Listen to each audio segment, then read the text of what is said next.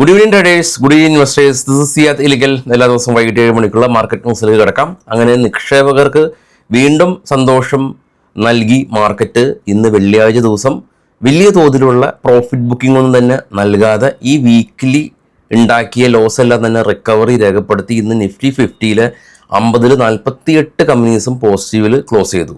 സൺഫാർമ മാത്രമാണ് ഇന്ന് വലിയ തോതിലൊരു പ്രോഫിറ്റ് ബുക്കിംഗ് കണ്ടത്. മറ്റുള്ള എല്ലാ സ്റ്റോക്കുകളും സെക്ടറുകളും ഇന്ന് പോസിറ്റീവിൽ ക്ലോസ് ചെയ്യാൻ സാധിച്ചിട്ടുണ്ട്. നമ്മൾ മാർക്കറ്റിൽ വളരെ കോംപ്ലക്സ് ആയിട്ടുള്ള അനാലിസിസുകൾ നടത്തപ്പെടുമ്പോൾ നമ്മൾ ഓർമ്മിക്കേണ്ട ഒരു കാര്യം, ഇന്ത്യൻ മാർക്കറ്റ് ഏറെക്കുറെ FIIs ഡ്രിവൺ മാർക്കറ്റാണ്. ഇവിടെ വളരെ പോസിറ്റീവായിട്ടുള്ള ന്യൂസുകൾ, അപ്ഡേറ്റുകൾ ഉണ്ടായിരുന്ന സമയത്ത് ഏകദേശം ഒരു 3 മാസം മുമ്പ് FIIs ഇന്ത്യൻ മാർക്കറ്റിൽ സെല്ലേഴ്സ് ആയിരുന്നു. അതുകൊണ്ട് തന്നെ ഇന്ത്യൻ മാർക്കറ്റ് സെക്കൻഡ് ഹാഫിൽ എന്ത് തന്നെ പോസിറ്റിവിറ്റി ഉണ്ടായിരുന്നെങ്കിൽ കൂടിയും ശക്തമായ നിലയിലേക്ക് കൂപ്പുകുത്തുന്ന അവസ്ഥയാണുള്ളത്. ഇന്ന് FIIs ഇന്ത്യൻ മാർക്കറ്റിലേക്ക് തിരികെ വന്നു. അതുകൊണ്ട് തന്നെ ഇന്ത്യൻ മാർക്കറ്റ് പതിയെ മുകളിലേക്ക് പോവുകയാണ് ചെയ്യുന്നത്.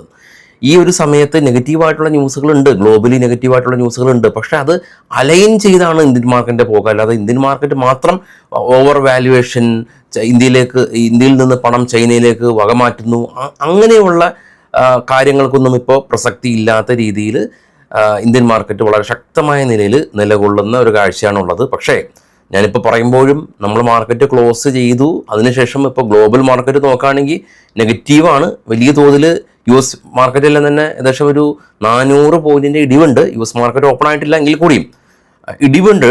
യുഎസിലെ ഡെപ്റ്റ് കൺസേണും മൂഡീസിൻ്റെ ഡൗൺ ഗ്രേഡ് എല്ലാം തന്നെ നമ്മൾ കഴിഞ്ഞ ദിവസങ്ങളെല്ലാം തന്നെ കണ്ടിരുന്നു. കൂടാതെ തന്നെ ട്രംപ് രാജ്യത്തിന് വേണ്ടി ഏതറ്റവും പോകും എന്നുള്ള തീരുമാനങ്ങളൊക്കെയാണ് എടുക്കുന്നത്. ഇന്ത്യക്കാർക്ക് US നിന്ന് ഇനിയിപ്പോൾ നാട്ടിലേക്കെല്ലാം തന്നെ പണം അയക്കുമ്പോൾ ഏകദേശം 5% ടാക്സും ഏർപ്പെടുത്തിയിട്ടുണ്ട്. അത് ഇന്ത്യയിലേക്ക് വലിയ തോതിൽ US നിന്ന് പണം വരുന്നുണ്ട് സ്റ്റിൽ അറബ് രാജ്യങ്ങളിൽ നിന്ന് വരുമ്പോൾ തന്നെ.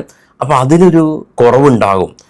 കൂടാതെ തന്നെ ഇപ്പോൾ നമുക്കറിയാവുന്ന പോലെ തന്നെ ഇവിടെ മിനി കൂപ്പർ ആവട്ടെ, ഹാർലി ഡേവിഡ്സൺ ആവട്ടെ, അല്ലെങ്കിൽ റേഞ്ച് റോവർ ആവട്ടെ, അങ്ങനെ പല ആഡംബര കാറുകളും, അമേരിക്കൻ ബ്രിട്ടൻ നിർമ്മിത ആഡംബര കാറുകളും, ബെന്റ്ലി ഉൾപ്പെടെ കാറുകളെല്ലാം തന്നെ ഇവിടെ വളരെയധികം കോസ്റ്റ്ലി ആയിരിക്കുന്നതിൻ്റെ പ്രധാന കാരണം നമ്മൾ ഇവിടുത്തെ തീരുവ വളരെയധികം കൂടുതലായിരുന്നു എന്നുള്ള കാരണം കൊണ്ടാണ്. നമ്മളുടെ രാജ്യത്തുള്ള ഓട്ടോമൊബൈൽ കമ്പനീസ്, ഇപ്പോൾ ഓട്ടോമൊബൈൽ ഒരു ഉദാഹരണം പറഞ്ഞതാണ്, എല്ലാ പ്രൊഡക്റ്റിനും ഇത് ബാധകമാവുമല്ലോ. അപ്പോൾ ഇതിൻ്റെ താരിഫ് ഇപ്പോൾ US ചൈനയായിട്ട് ധാരണയായി, UK ആയിട്ട് ധാരണയായി, അടുത്ത ഊഴം ഇന്ത്യയായിട്ടാണ്. അപ്പോൾ ഇന്ത്യയായിട്ടും ഇത് ധാരണ ആയി വരുമ്പോൾ സ്വാഭാവികമായിട്ട് രീതിയിൽ ഇപ്പോൾ ഇന്ത്യ അത് താരിഫ് കുറച്ചുകൊണ്ട് വരും. അപ്പോൾ ഈ കാറുകളെല്ലാം തന്നെ ഇവിടെ വളരെ വിലക്കുറവിൽ ലഭ്യമാകുമ്പോൾ ഇന്ത്യൻ കമ്പനികൾക്ക് അത് വലിയ തോതിൽ ആഘാതം സൃഷ്ടിക്കും. അപ്പോൾ അതൊക്കെ തന്നെ നമുക്ക് ഇനി വരും നാളുകളിൽ ഈ പറഞ്ഞ 2 കാര്യങ്ങളും റിഫ്ലക്റ്റ് ആകും. എനിവേ, ഇത് മാറ്റി നിർത്തിയാൽ കൂടിയും ഇപ്പോൾ US മാർക്കറ്റിൽ ഈ ഒരു ഡെപ്റ്റ് കൺസേൺ ഉണ്ട്. $32 ബില്യൺ ആണ്. അപ്പോൾ 1.3 ട്രില്യൺ, ബില്യൺ അല്ല സോറി, ട്രില്യൺ ആണ്. അപ്പോൾ അതും കൂടി ആടാവുന്ന ന്യൂസൊക്കെയാണ് കഴിഞ്ഞ ദിവസം മൂഡീസ് ഡിസ്കസ് ചെയ്തത്. അപ്പോൾ മാർക്കറ്റിൽ പോസിറ്റീവും നെഗറ്റീവും ആയിട്ടുള്ള കാര്യങ്ങൾ ഉണ്ടാവുമല്ലോ. അപ്പോൾ നമ്മുടെ ചാനലിൽ എല്ലാം ഡിസ്കസ് ചെയ്യുന്നുണ്ട്. പോസിറ്റീവും ഡിസ്കസ് ചെയ്യും, നെഗറ്റീവും ഡിസ്കസ് ചെയ്യും. പിന്നെ മാർക്കറ്റിൽ അത് റിഫ്ലക്റ്റ് ആവുന്നത് ഡിമാൻഡ് ആൻഡ് സപ്ലൈ അനുസരിച്ച് ചില ദിവസങ്ങളിൽ ഇപ്പോൾ മൂഡീസിൻ്റെ ന്യൂസിൻ്റെ അന്നല്ല റിഫ്ലക്റ്റ് ആയത്, 2 ദിവസം കഴിഞ്ഞാണ് റിഫ്ലക്റ്റ് ആയത്. അപ്പോൾ പിൽക്കാലത്ത് അത് റിഫ്ലക്റ്റ് ചെയ്യപ്പെടും. ന്യൂസിന് എല്ലാത്തിനും അതിൻ്റേതായിട്ടുള്ളൊരു വാല്യൂ ഉണ്ട്. അപ്പോൾ നമ്മൾ എല്ലാ ദിവസവും ന്യൂസുകൾ കേൾക്കുക, ട്രേഡ് ചെയ്തെങ്കിലും കൂടിയും. ഈ ഞായറാഴ്ച നമ്മുടെ ഫ്യൂച്ചർ ആൻഡ് ഓപ്ഷൻ്റെ ക്ലാസ് കൊച്ചി കാക്കനാട് വെച്ച് നമ്മുടെ ഓഫീസിൽ വെച്ച് നടത്തുന്നുണ്ട്.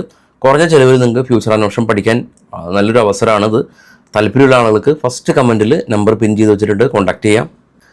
ഇനി നിഫ്റ്റിയിലേക്ക് വരുമ്പോൾ നിഫ്റ്റി സെൻസെക്സ് എല്ലാം തന്നെ ഇന്ന് 769 പോയിന്റിൻ്റെ ഒരു ഗെയിൻ രേഖപ്പെടുത്തി 81,721 സെൻസെക്സിന് നിൽപ്പ്.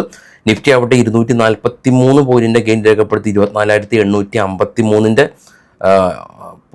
ലാണ് ഇപ്പോൾ നിഫ്റ്റിയുടെ നിൽപ്പ്. 25,000 നിഫ്റ്റി ഈ ഒരാഴ്ച പോയിരുന്നു. അപ്പോൾ നിഫ്റ്റി പോസിറ്റീവിൽ ക്ലോസ് ചെയ്തു. ബൈയിങ് പ്രഷർ ശക്തമായ രീതിയിലുണ്ടായിരുന്നു.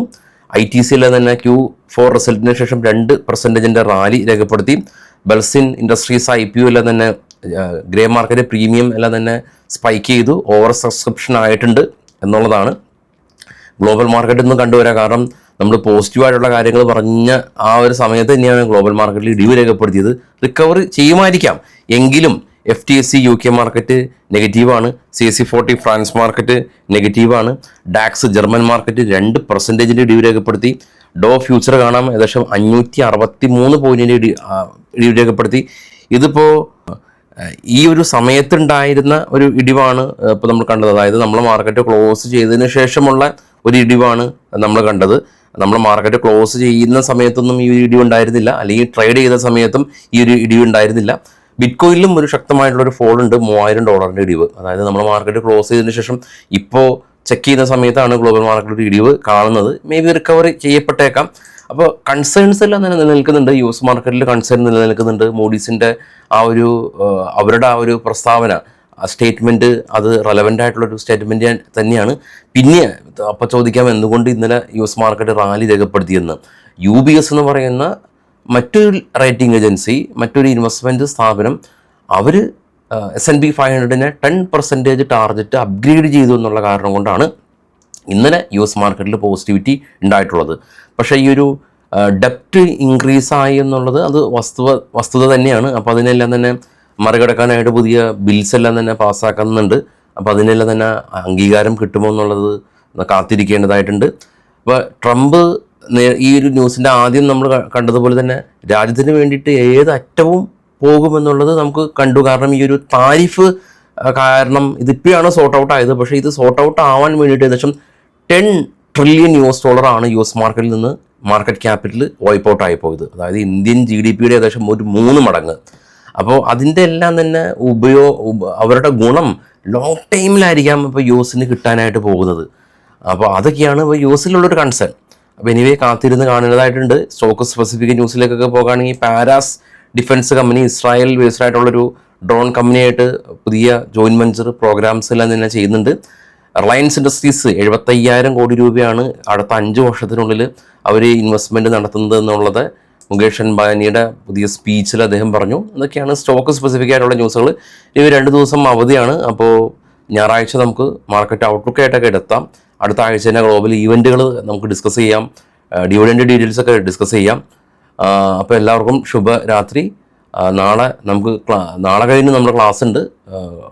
അപ്പോൾ താല്പര്യമുള്ള ആളുകൾക്ക് ജോയിൻ ചെയ്യാം. Thank you all.